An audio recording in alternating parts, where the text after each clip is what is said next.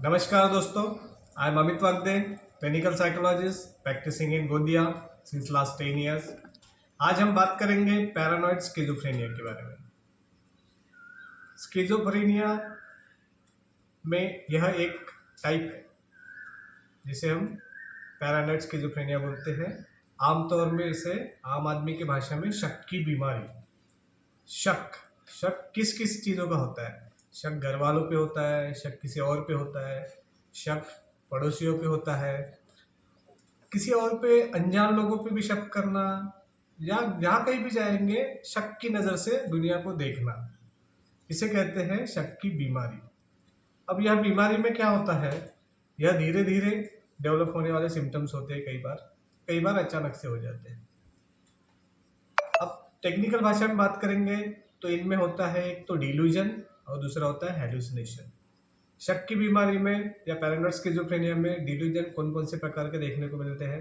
पहले तो delusion of reference, यानी कि जो कोई भी बात कर रहा है वो मेरे बारे में ही है, वो चाहे अनजान रहे, पड़ोसी रहे, घर वाले रहे या कोई और रहे, उन्हें लगता है कि जो कोई भी बातें कर रहे हैं वो मेरे बारे में ही है, उन्हें मेरे बारे में ही बात करना पसंद है। वो कहीं पे भी कोई भी आवाज़ सुनेंगे तो भी उनको वही लगेगा कि वो मेरे बारे में बात कर रहे हैं और उनकी तरफ शक की नज़र से देखेंगे।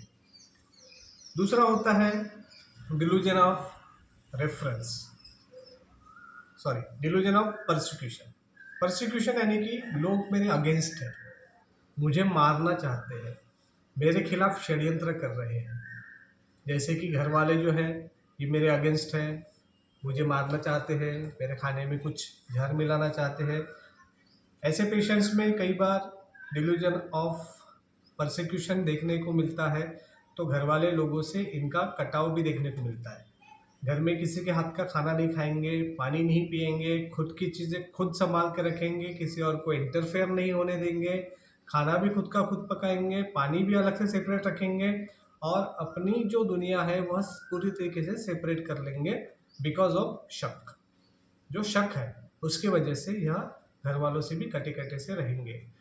तीसरा होता है डिल्यूजन ऑफ ग्रैंडियोसिटी। इनको लगता है कि मैं कुछ तो भी बहुत बड़ा हूँ, बहुत बड़ा आदमी हूँ, या बहुत कुछ अच्छा किया है मैंने, या बहुत कुछ अच्छा मेरे तरफ से हुआ है जिसके वजह से ये सारे लोग जो है यह मेरे अगेंस्ट हुए हैं। और अगर घर वाले जो है यह कोई भी काम इनके मर्जी के खिलाफ करते हैं तो इन्हें लगता है कि यह भी लोग मेरे अगेंस्ट है क्योंकि यह मेरे खिलाफ काम कर रहे हैं। शक करने का जो इनकी बीमारी में जो लक्षण होता है यह हर जगह आपको देखने को मिलेगा। सभी जहाँ पे भी जाएंगे वहाँ वो शक ही करेंगे दूसरों पे और अपने आप को दुनिया से बचा के रखने की कोशिश करेंगे। अब ये हो गई डिल्यूजन की बात। हेलुसिनेशन में क्या होता है, कई बार इनको कान में आवाज़ें सुनाई देती है। आवाज़ें एक तो सेल्फ इको हो सकता है, थॉट इको, खुद की ही आवाज़ खुद को सुनाई देना। कई बार रनिंग कमेंट्री हो सकती है कि कुछ लोग बातें कर रहे हैं और वो मेरे बारे में ही बातें कर रहे हैं, कुछ प्लानिंग कर रहे हैं, कुछ षड्यंत्र किया जा रहा है, ऐसी कुछ आवाज़ें उनको सुनाई देती है। कोई कोई पेशेंट में delusion of hallucination of commanding voice, command करना मतलब कोई उन्हें इंस्ट्रक्शन दे रहा है। कई बार आप देखेंगे कि ये पेशेंट्स अपने आप से बातें करते हैं या अकेले में कुछ बड़बड़ाते रहते हैं। इसका मतलब हमें लगता है कि इनमें कुछ चेंज हुआ है, लेकिन वह उनको जो हेलुसिनेशन हो रहे हैं ऑडिटरी, उससे वो कम्युनिकेशन करते हैं, उनसे वो बातें करते हैं, वो कुछ कमांड करते हैं, वो कुछ सवाल करते हैं, उसके बारे में वह उनसे वार्तालाप कर रहे होते हैं। यह उनकी बीमारी का हिस्सा है। कई बार हेलुसिनेशन ऑफ थॉट ब्रॉडकास्टिंग, मतलब उन्हें ये लगता है कि मैं कोई तो भी बड़ा आदमी हूँ और मेरे विचार चुराने की कोई तो भी लोग कोशिश कर रहे हैं। टीवी पे जो दिखाया जा रहा है वो मेरे विचारों से ही इन्होंने सैटेलाइट से वो चुरा के कहीं तो भी ब्रॉडकास्ट कर रहे हैं। टीवी पे जो दिख रहा है वो मेरे विचारों से कनेक्ट करके इन्होंने इंटरनेट से चुराया है और एंटीना के माध्यम से यहाँ दिखा रहे हैं, ऐसा उन्हें लगता है।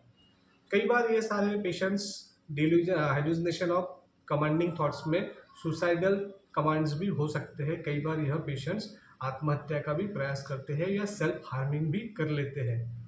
आपने देखा होगा कि इन पेशेंट्स में कई बार मर्डर के भी चांसेस बढ़ जाते हैं। अगर कमांडिंग वॉइस जो है हेलुसिनेशन में, वो अगर किसी का मर्डर करने के लिए बोलते हैं तो ये पेशेंट्स मर्डर भी करने से हिचकिचाएंगे नहीं, और इन्हें नहीं लगेगा कि इन्होंने कुछ गलत किया है, क्योंकि यह एक बीमारी है।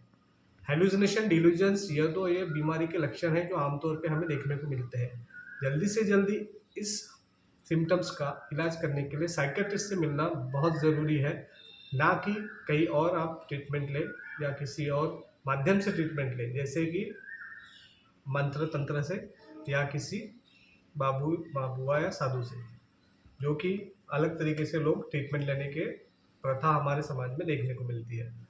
यह बीमारी है, बीमारी डॉक्टर के अलावा और कोई ठीक नहीं कर सकता है। तो आपसे सलाह है कि यह बीमारी को जल्दी से जल्दी साइकियाट्रिस्ट से ट्रीट किया जाए और पेशेंट को अपने जल्दी से ठीक किया जाए।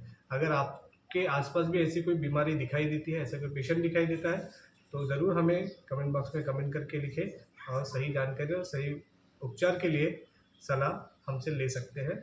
आपके कमेंट्स का इंतज़ार रहेगा। आज के लिए बस इतना ही। धन्यवाद।